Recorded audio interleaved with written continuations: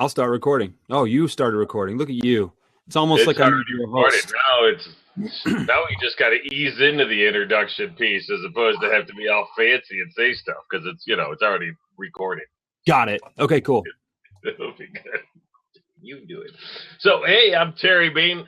With me is my pal Jeff Bajorek. Today we're going to talk about the idea of increasing external awareness. Where I come from, we've got two types of awareness. We've got to be aware internally of the things that are going on with us so we can be at peak performance. But on the flip side, we got to make sure that our customers and our business partners and our network are aware of the things we do. So Jeff and I are going to have a very intriguing conversation about that. And I'm personally very excited. How about you, bud? Oh, really excited. I love these things on Monday mornings. It's really a great way to get the week started. And, when you talk about the internal awareness as well as the external awareness, I think the important part when you're growing your business is matching those two up, right? You got to find out, you have to be aware of what value you can bring to the network of people that you've created, and you have to be aware of what it is that they're looking for. So when you can match those two concepts up, that's where you're really in your sweet spot. So I'm really excited to have this conversation today. I think you couldn't be more bang on, bud. I think you couldn't be more bang on. So from my perspective, it kind of starts in you're a sales coach and enabler and a guy that helps people kick butt in that realm. So when I say funnel, right, You know all about that funnel.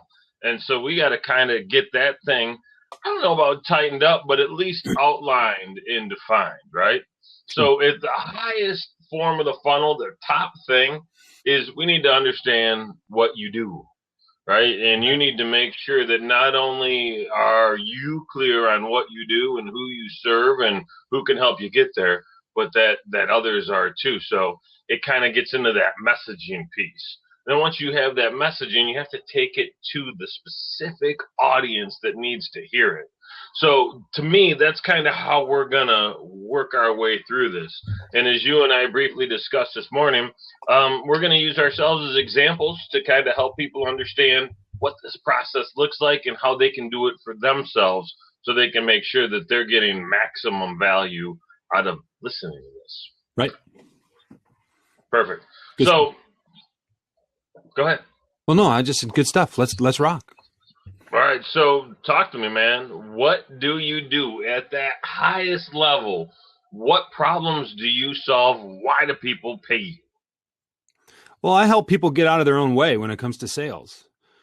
You've got a lot of people, and I've not met very many people. It's a maybe count on one hand how many people feel they were born to get into sales, born to grow a business, and they've just known from the very beginning where they come into this profession, right?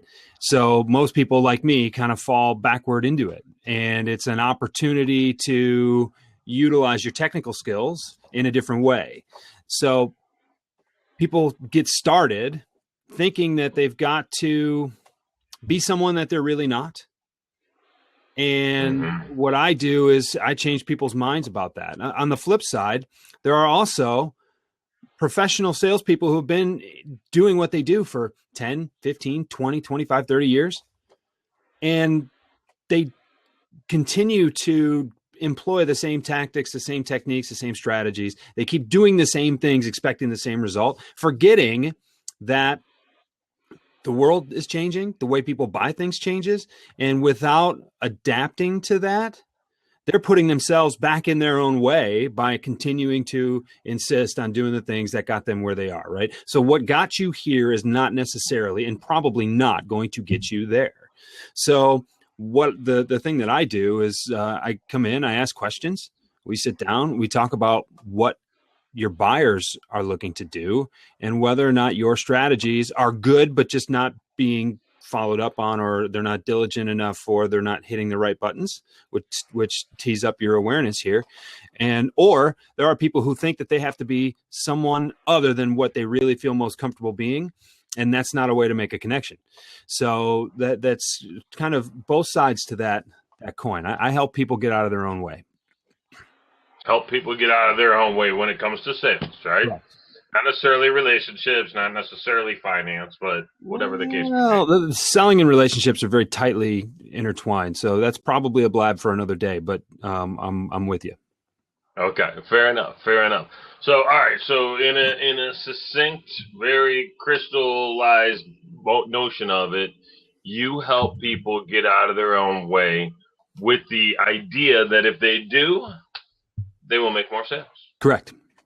Right? Because ultimately, that's what we care about is them making more sales. Well, and there's so many times that, you look at the problem and okay, why isn't your business growing? Why aren't you? Well, and it's right there in front of you, but you were looking at something bigger, right? You were looking at something farther down the road. You thought it was something much more substantial than it really is. And it comes down to the fact where, I haven't put myself in front of any new people who could tell me yes, or I've been delivering a message that isn't congruent with what my dream client would even want, or something. There's so many ways to be distracted, right? So this awareness talks into, or it comes right on the heels. The focus is there's so many things that can distract us, and every article you read talks about having a social media presence and all your marketing and multiple channels and this and this and this. Okay, what are you marketing? Oh, what are you marketing? Oh, right. And if you're not marketing the solution, then that actually solves somebody's real problem. Right. Why are you marketing it? Right. So what's your solution? Or are you just posting? Right. Are you posting on every channel trying to be ubiquitous when you don't have a message worth posting on any channel because you don't know what your ideal customer really wants? So are you solving a problem? Do you even know what that problem is? And that's, it always starts back way closer than you really think it should. I think that's absolutely important, right? What problem do you solve? And is it really a problem, right? Or is it just something that you happen to be good at? So I run into that in my own world, right? I've come very close to, yeah, that's great, but nobody thinks that's a problem. Right. So if it's not a problem for them, they're not going to pay for it. Running around being the master networker or networking guru or whatever people wanted to call me was great for brand recognition, for name recognition. Stellar. Absolutely wonderful. What it's not great for is getting paid, because most people do not have a budget for networking. And if they do have a budget for networking, it consists of, this is how much we pay this group per year. Not, I'm going to get trained on how to network more effectively. Not, I'm going to set up a networking strategy so I'm not wasting time at these events, right? So you got to be making sure that not only is it a problem you solve in your mind, but more importantly, it's a problem in your customer's mind, and they're willing to pay for it. Absolutely. So let's head to that target audience, right? Mm-hmm. Who are the people that have this problem that you solve? Well, there are a lot of people, but mostly what I look for are people who were professionals like I was in a very specific industry, and have found themselves, hey, I think I can do that. I'm bored where I'm at right now. I'm going to go and I'm going to try this selling thing. What always surprises me is how easy people think selling is. And, I see that guy. He shows up to work, for a couple hours and leaves the office. He's always got his golf clubs in his car. Like, I got to be able to try that. I can do that. I mean, this, and it's, people don't understand how hard the work is. And, that lesson was instilled in me very early on. I sat down after a couple of months. I was with my hiring manager and I was frustrated. And he said, "What are you frustrated about?" I said, "Well, I'm a bright guy. I can do this kind of stuff. I know that I've got some talent here that can be used." And he said, "Jeff, you've been doing it for 3 months." I said, "Yeah." He said, "Well, how long did it take you to get your college degree?" I said, "Well, 4 years." He said, "Okay. And then you got your license, you passed your certification, you're ready to go. And then how did you feel?" Right? I mean, did you know it all even after 4 years?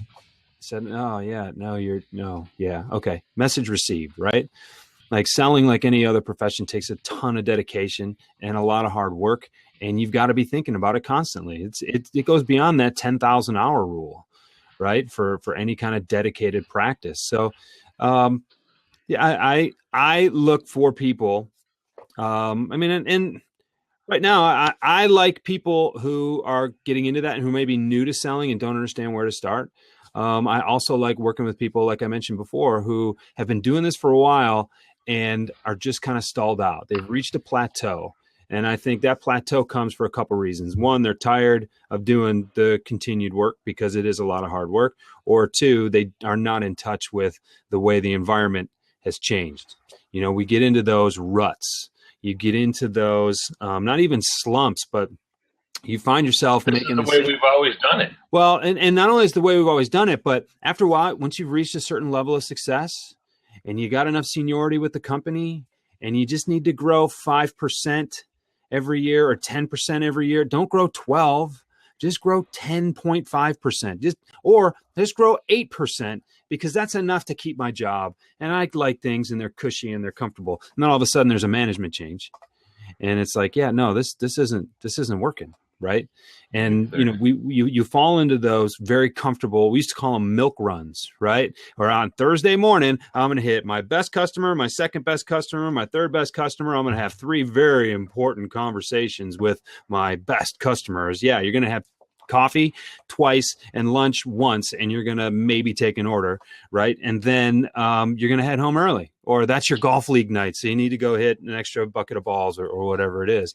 And you're not actually doing the work to grow your business. You're just maintaining your relationships there. And there's always a way to grow. And that is, I like digging into those, the problem's really right in front of my face, but I can't see it kind of issues.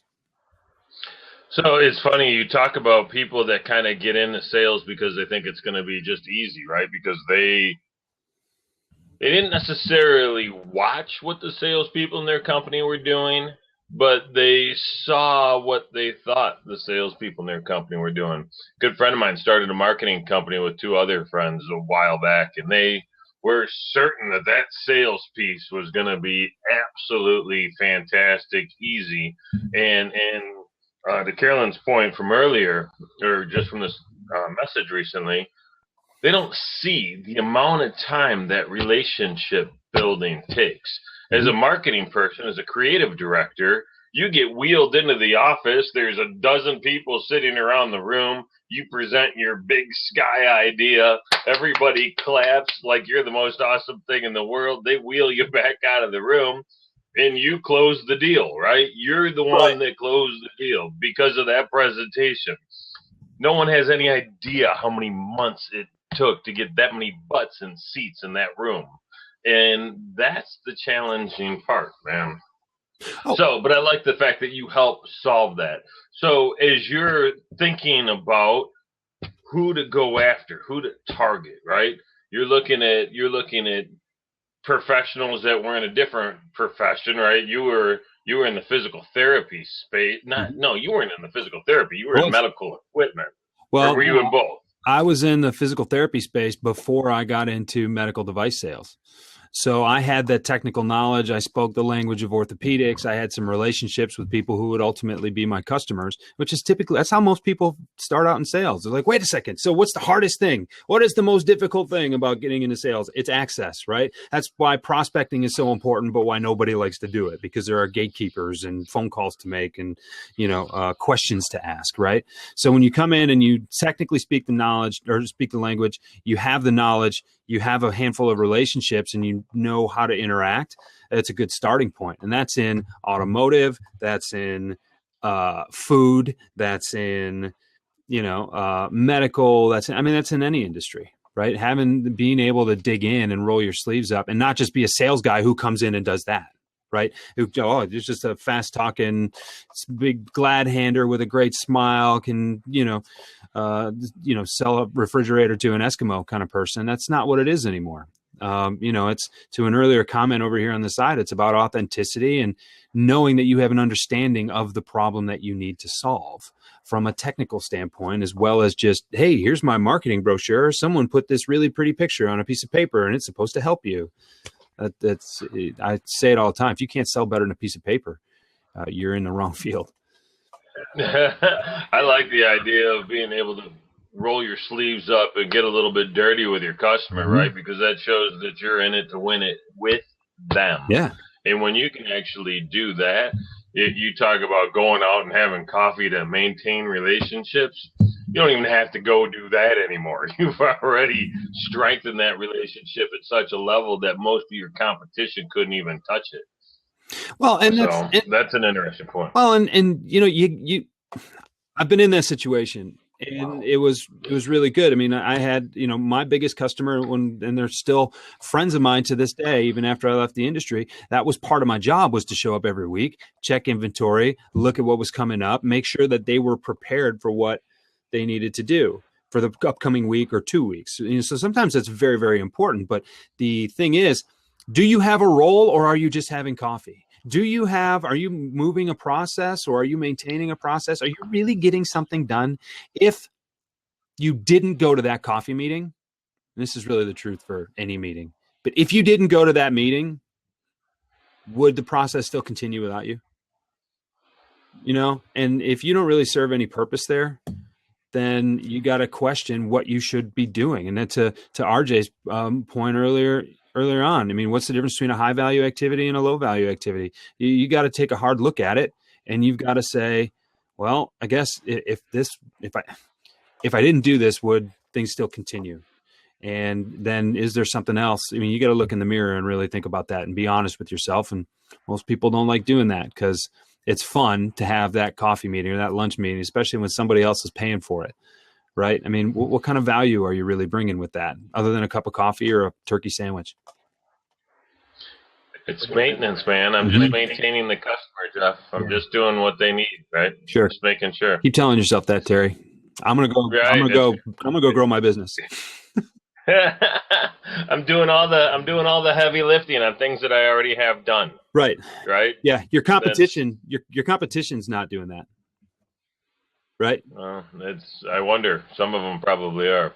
All right. So now we want to talk about how to identify these people. We talked about who they are or what they look like. Now, how do we find them? How do we go out and make sure that our message is in front of them? So based on what you're talking about, Jeff, if you're looking at people that are transitioning from being the doers and the implementers and the hands in the office, in the docs, right, the relationships that you have, and you're going from being in that space to going into the sales, there's a couple of people that you probably want to start building relationships right now, because they're the ones that are flipping those people from being the hands-on executioners into the business drivers and business developers.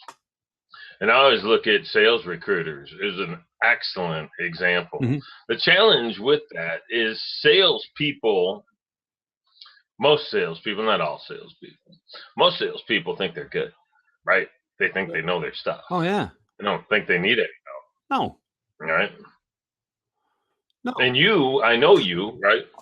You don't work with, I suck and I want to get good. Right. You work with, I'm great and I want to get better. Isn't that kind of your goal? Right. Right. I mean, ideally, I'd love to work with people who are so self-aware that they realize that there's untapped potential for themselves, right? Who wouldn't love that? I'm really motivated. I'm ready to rock. Let's go. I know I'm good. And I don't even worry about my quota or my budget because that's hit by the 15th every month. I just want to know how to take that next step. But the fact of the matter is there aren't very many people like that out there. Okay. So I like to network with sales managers. I like to network with the people who see the numbers, right? And who see who actually see the raw data, because the numbers don't like to lie. You're really good, but you're not performing. So if you're really good and you're not performing, that means there's a gap there that needs to be bridged. And, I saw a number recently. I've seen it actually a couple of times. It's something like 45% of salespeople actually accomplish their sales goals for the year. So more than half of the sales force, the collective sales force out there, is actually performing to expectation. And I know that there are some wacky numbers out there. I've been given numbers to hit that are absolutely ridiculous, and I just tune them out, and I grow, as much as I can, as fast as I can. And, you don't let that demotivate you, but they're not off by that much. And there's no way that half the numbers are off by that much.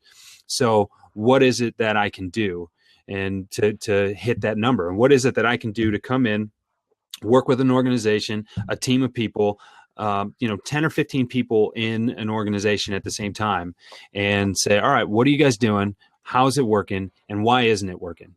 And the benefit that I have coming in as someone from a third party is I don't have to be beholden to any corporate culture.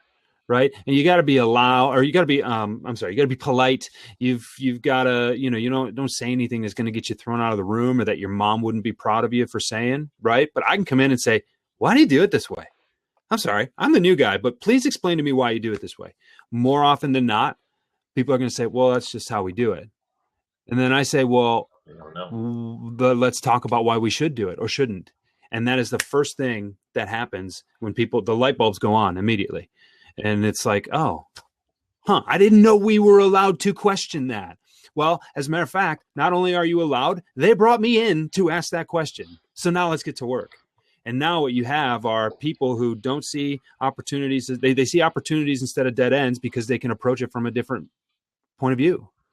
And I think there's a ton of value in that. And, that's really what I like to do. And once you've got the ability to say that, and you've got a blank slate in front of you, well, now we can get to work. And now those people are more encouraged. They're more aware of what they're capable of. And, now they're going to start taking those next steps. Alexander, I want to talk about that in a minute. I'll get right back to you. The couple of things, Jeff, that you mentioned, the Pareto principle is pretty clear, 80-20 rule, yep. Right? So 20% of your people are doing 80% of your work. So 45% hitting quota for the year seems a little bit high almost, right? If you think about it. And I think it's cool. And Alexander hits on this point. Back to these, the high level tests and the low level tests. He says, my problem is getting bogged down with all the administration and staying focused on revenue generating activities. And man, I'll tell you, I can't tell you how often I'm like, oh man, I got to write this blog post. It's 1:30 on a Tuesday. There couldn't be a better time to be out making calls or meeting with people than 1:30 on a Tuesday, but I'm writing a blog post. Now, writing a blog post has a ton of value to me, right? Because it attracts people. I can share it. It talks about what I do, and it raises this awareness that we're talking about. But it's not the right time to do it. Sure. So you're going to, Sure. No, I'm with you. I'm just rolling. Go ahead. Okay. Sorry. Yeah, so you're going to have to do administration. There's stuff. I got to invoice people. I got to put together proposals. I got to chase people down to get payment. Those things have to happen too, but you've got to be doing those when it's not the peak time for whatever you're aware for whatever that activity that you need to be doing to drive that business is. The other thing we need to look at is how can we outsource some of those tasks? How can you delegate those to, it's not Odesk anymore, but there's there's freelancer, there's a couple of different groups, there are people that can actually manage your payroll, manage whatever that issue is. And you got to let folks do that too, I think. Yeah. You have anybody that you outsource stuff to that you let touch your world? My wife. Your wife? Yeah. Well, I mean, that's kind of always a good partner. Yeah, she's my partner. So we she does some things that she can do and that she's better at. And I learned that early on. I mean, 6 months into my business, I'm trying to do this and this and this and all of it. And it's like, how do you're spread so thin.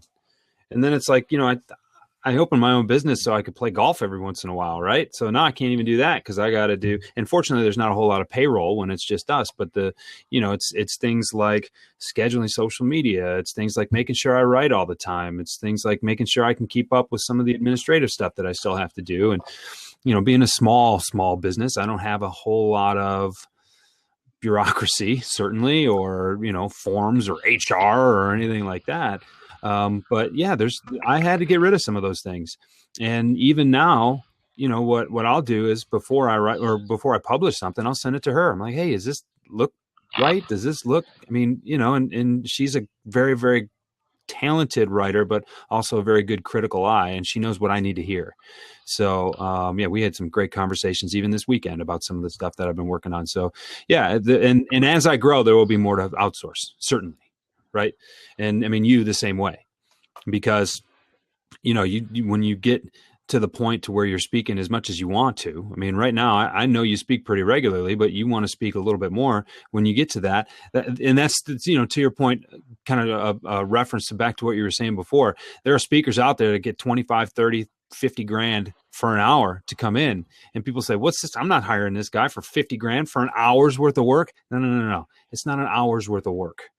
It's all the prep, all the writing, all of the awareness building, all of that stuff that goes into that. And you can't be doing that if you're worried about chasing someone down for paying you, or if you're worried about updating your LinkedIn profile, or, just doing everything ties back to my website. And I know I need to spend 45 minutes on my website just updating links that change every week. Right. I mean, it's stuff like that can be kind of taken off of your plate. That's the old joke, right? Plumber walks into the house, got 3 inches of water on the floor. Right.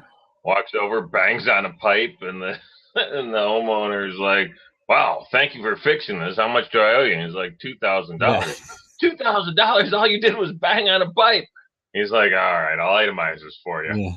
It was $10 for banging on the pipe and $1,990 for knowing where to bang. Exactly. That's it, man. Love it. And it's good, right? And so creating that awareness, and you just kind of alluded to it right now, is that content. So we talked about understanding what your message is, what problem you solve, who you're trying to reach, mm-hmm. right? And then where you can find them. And I don't think we hit on that enough. No. Right? But there's groups on LinkedIn, there's groups on Facebook. As you were talking about that, Jeff, I kept thinking about the Marketing and Sales Executive Group of Detroit, right? The MSED. I don't even know if you're familiar mm-hmm. with them, but there's a LinkedIn group and they've got a Facebook group, and they do face-to-face outings from time to time. And that's a really good organization for you to be a part of, because you're target rich. It's a target rich environment for you. Sure. And it's difficult because there isn't a lot of business development groups that focus on sales managers, right, or directors of sales, right? The sales reps are running around and they're going out and doing things, right? But there's no real group for director of sale level people, and they've got their own unique challenges, and there should be an opportunity for them to connect and get together. But that would be a really cool place for you to spend some time. Cool. And then this last piece is this content, right?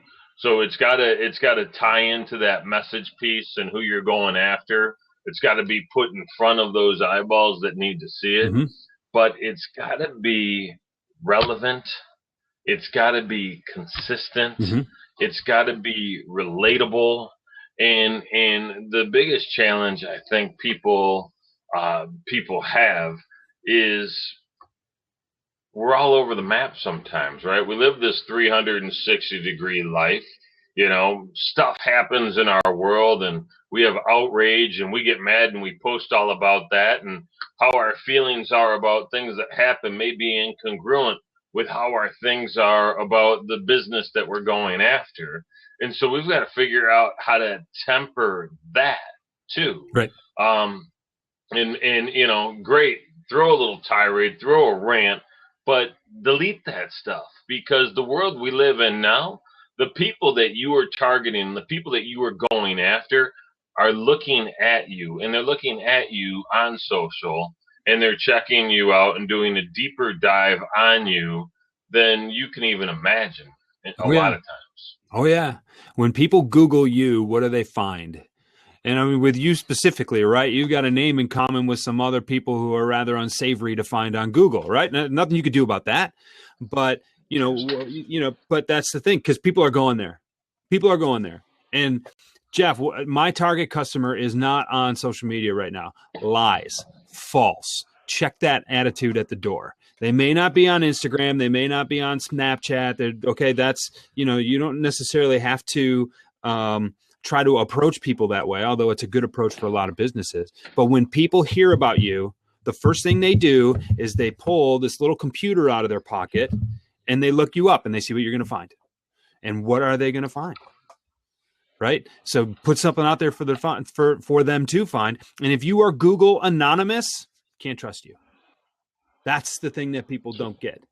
If you are anonymous on the internet, then you don't exist to me, because you certainly, one, you haven't done anything important enough, or two, are you trying to be anonymous? I don't know about that. Right? So, and that's the culture of the people who are going to be buying for the next 30 years. I don't care how it's been done the last 30 years. I get frustrated when they dump a bag full of phone books near my mailbox, right? Hopefully it's on a Wednesday, so it's not as long of a trip for me to take it all the way back across the street to the house. I can just dump it at the curbside recycling, right? And then that's people don't do it that way anymore. So you gotta take a look at things. You have to constantly be reevaluating. And I like what in the concept, or in the content here on the side, the column here on the side. There you go. There's the word. Fraser says you pick one tactic, execute it for a week, and then try another, and then another. It's this routine and regular reevaluation of everything that you're doing. Yeah, Fraser shared a list ways to raise awareness of your products and services and solutions. So he's got a post there, and he's got a list of different ideas that we can all take a look at. So 102 and a half ways. That's I was wondering where that 102.5 went. That's a lot of ways, man. So basically almost 2 years worth of things that you can do is what he just shared with us. Yeah, if you're doing one a week, yeah. That's awesome. If you're doing, that's cool, man. I'm looking forward to checking that out. The number one thing that I fall into in terms of sharing, right, in terms of putting this information out on social, in terms of capturing eyeballs, is the one and done mentality. Okay, I posted this, now I'm done. Right. And let's be real, man. Facebook limits the reach like crazy, throttles it down on your profile, even worse on your page. You can find it in a group, but if you go look through any of the groups now, I spent some time looking at the Motor City Connect group, the photos inside of it, and it looked like a Barfarama advertising festival, dude. It was gross. It was gross. So people are just kind of running and gunning and shooting stuff out. Sure. And because it's on the checklist, right? I did this. Yeah. And now I'm done. But that's not the way to do it. If you want to increase your engagement, increase how you engage with others. It is the single best piece of advice I can give you on that space. That's really good. Right? So you have to have a list of things on your page for people to see, but you don't have to go around and promote that.